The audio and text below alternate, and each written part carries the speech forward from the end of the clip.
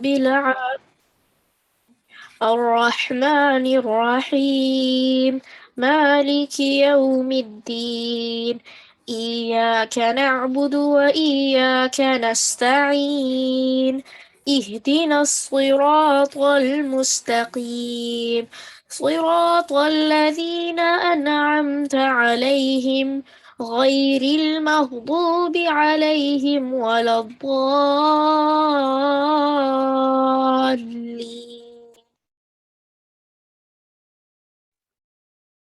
اعوذ باللہ من الشیطان الرجیم، بسم اللہ الرحمن الرحیم۔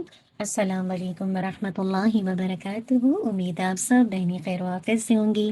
اللہ تعالی ہم سب کو عافیت میں، خیر میں، بھلائی میں رکھے اور ان اعمال کی توفیق دے جو اللہ تعالیٰ کو پسند آ جائے۔ دعا کرتے ہیں نحمدہ ونصلی علی رسولہ الکریم، اما بعد فاعوذ باللہ من الشیطان الرجیم، بسم اللہ الرحمن الرحیم۔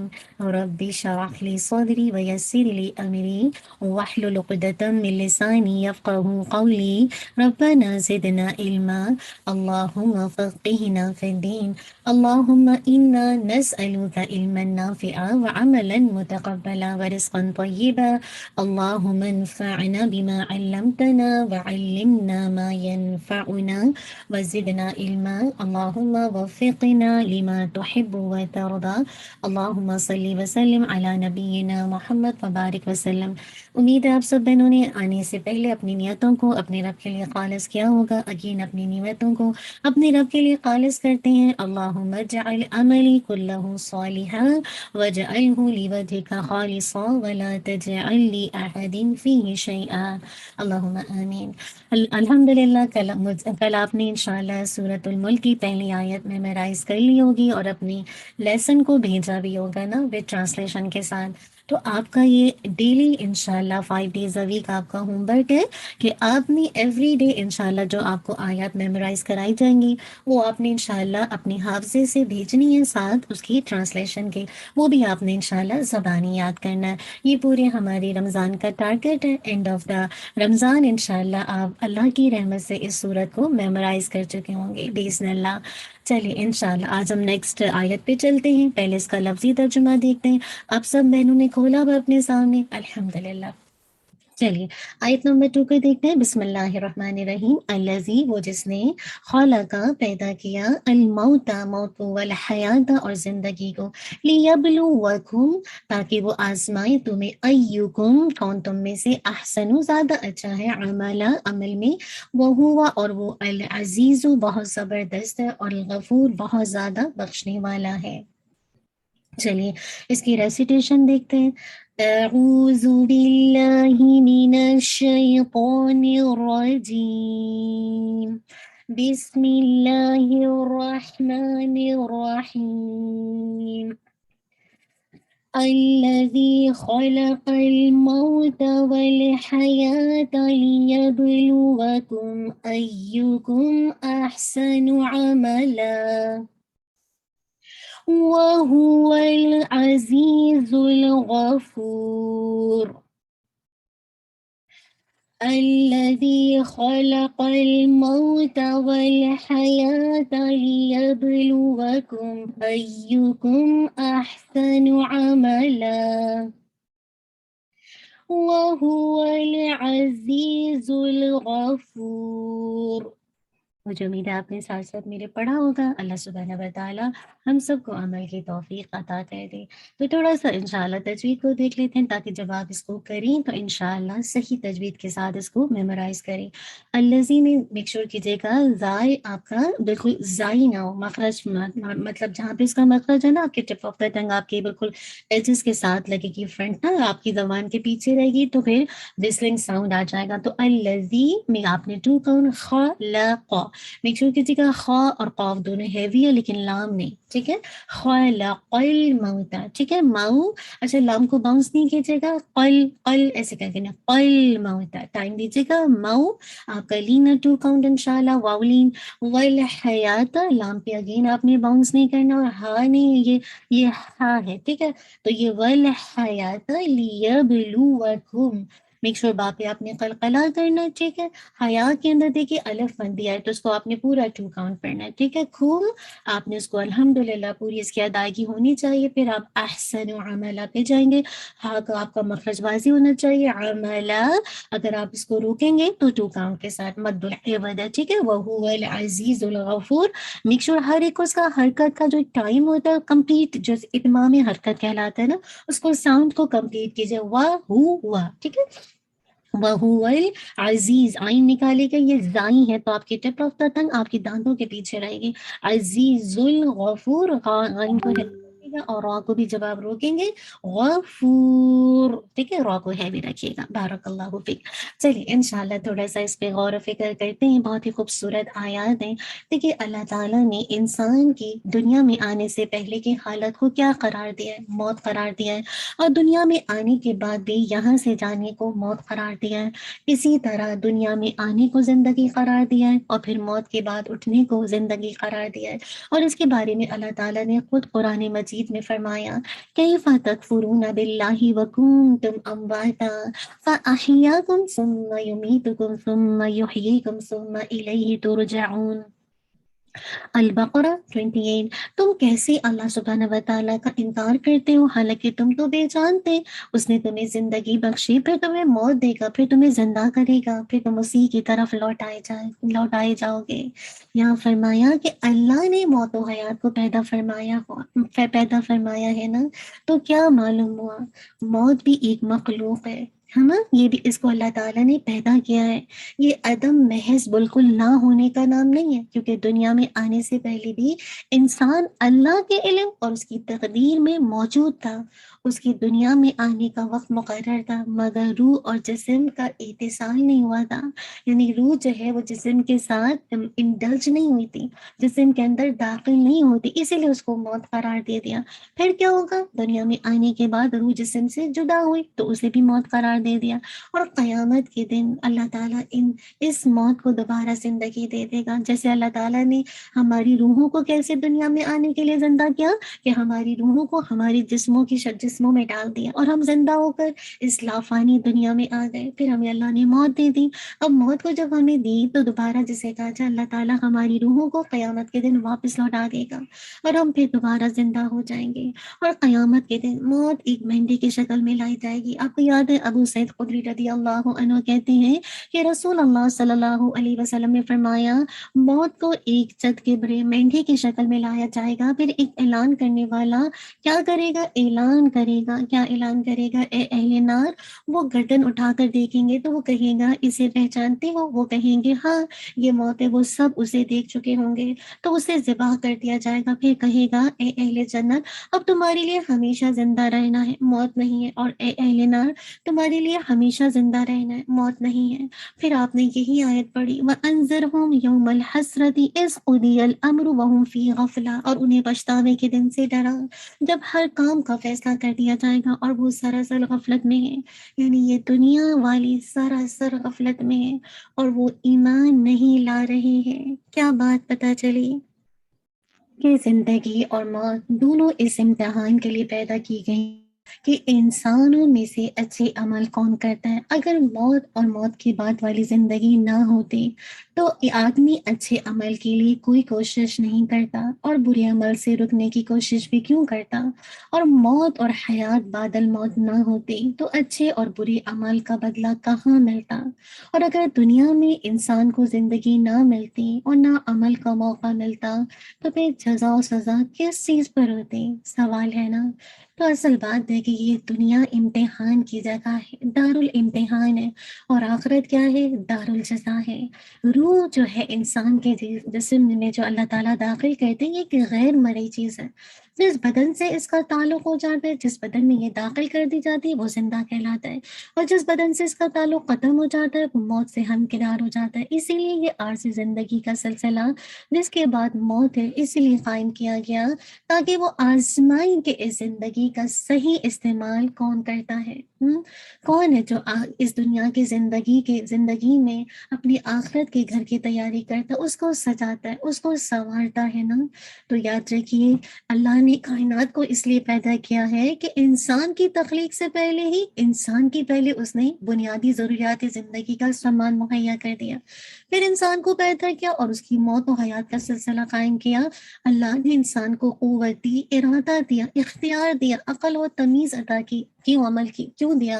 تاکہ دیکھا جائے کہ کون کائنات کی دوسری اشیاء کی طرح اللہ کے حکم کے آگے اپنا سر تسلیم کم کرتا ہے اور کون ایسا نہیں کرتا۔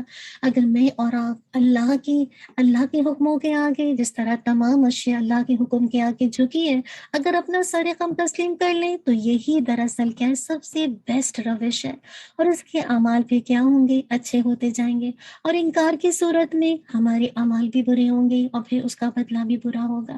تو یہ دنیا ہر انسان کے لیے دارالامتحان ہے، اور اس امتحان کا وقت انسان کی موت تک ہے، اور موت سے لے کر باصل باطل موت تک کا عرصہ امتحان کے نتائج کا انتظار کا ٹائم پیریڈ ہے۔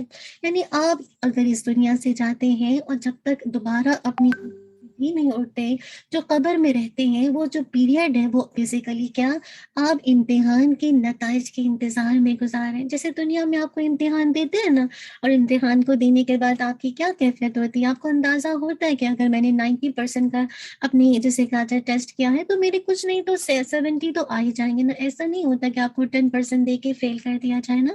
تو یہ جو ٹائم پیریڈ ہے نا، یہ انسان کا انتظار میں گزرتا ہے، تاہم ہر ایک کو یہ معلوم ہوتا ہے کہ وہ امتحان میں فیل ہونے والا ہے یا پاس ہونے والا ہے۔ پھر اسی کے مطابق اس عرصے میں انسان کو یا تو کوفت ہوتی ہے یا پھر راحت پہنچتی رہتی ہے۔ یعنی جب آپ نے اچھا پیپر دنیا میں کیا ہوتا ہے تو آپ خوش ہوتے ہیں کہ انشاءاللہ میری تو پوزیشن آ جائے گی، میں سیکنڈ تو آ ہی جاؤں گی، میں فرسٹ تو آ ہی جاؤں گی نا۔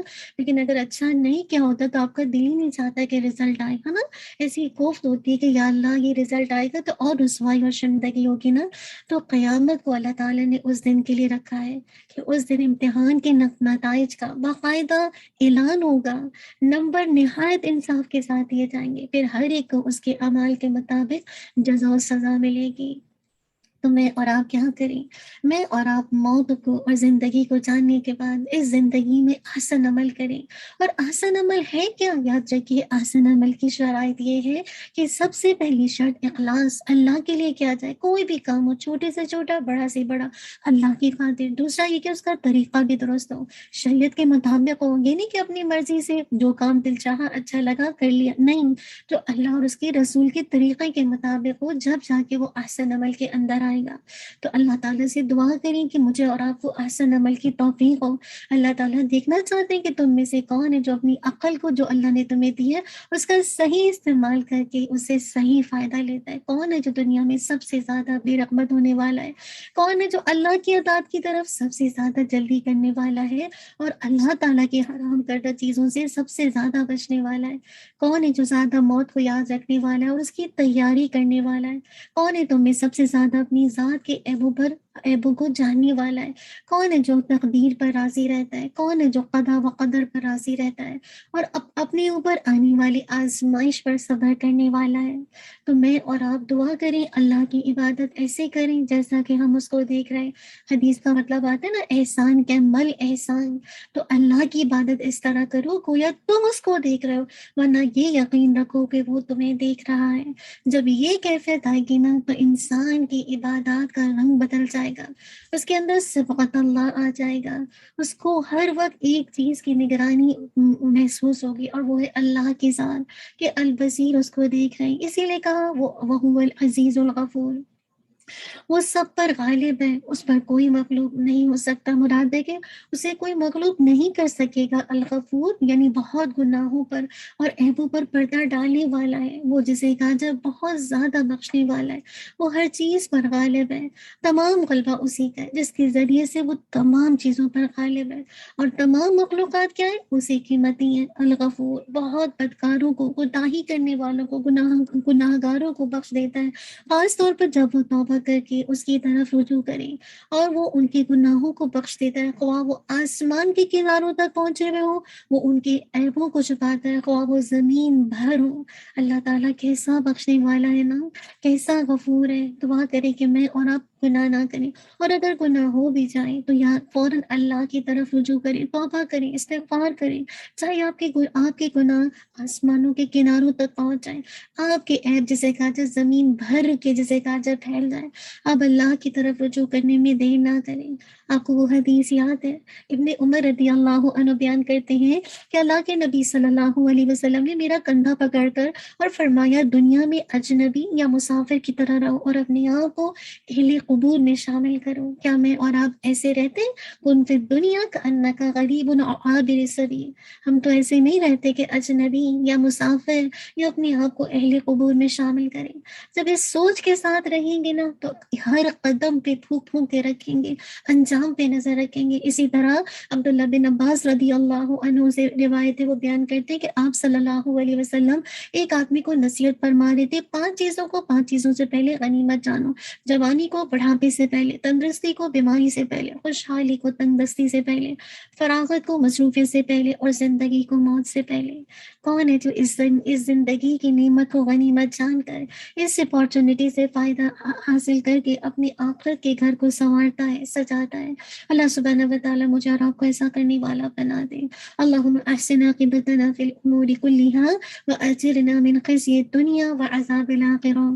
ربنا تقبل منا إنك أنت السميع العليم وتب علينا إنك أنت التواب الرحيم سبحانك اللهم وبحمدك نشهد أن لا إله إلا أنت نستغفرك ونتوب إليك سبحان ربك رب العزة عما يصفون وسلام على المرسلين والحمد لله رب العالمين۔ انشاءاللہ آپ نے اپنی سیکنڈ آیت کو ہوم ورک میں بھیجنا ہے اور سارا وقت حسن عمل پہ غور کرنا ہے اور زندگی کو لافانی زندگی سمجھ کر ہر قدم پھونک پھونک کر رکھنا ہے اور الرٹ ہو کے کام کرنا ہے کہ کیا میں یہ کام صحیح کر رہی ہوں اور کیا یہ اللہ کیا قبول ہوگا یا نہیں ہوگا۔ اللہ تعالیٰ میرے اور آپ کے لیے کافی ہو جائے۔ جزاک اللہ خیر، بارک اللہ فیک۔ السلام علیکم ورحمۃ اللہ وبرکاتہ۔ أعوذ بالله من الشيطان الرجيم بسم الله الرحمن الرحيم الذي خلق الموت والحياة ليبلوكم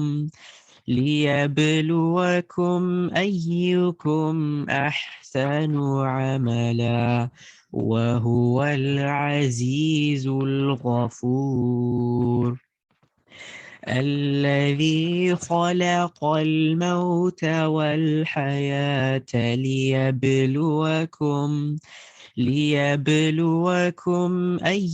أيكم أحسن عملا وهو العزيز الغفور الذي خلق الموت والحياة ليبلوكم أيكم أحسن عملا وهو العزيز الغفور الذي خلق الموت والحياة ليبلوكم أيكم أحسن عملا وهو العزيز الغفور الذي خلق الموت والحياة ليبلوكم أيكم أحسن عملا وهو العزيز الغفور الذي خلق الموت والحياة ليبلوكم أيكم أحسن عملا وهو العزيز الغفور الذي خلق الموت والحياة ليبلوكم أيكم أحسن عملا وهو العزيز الغفور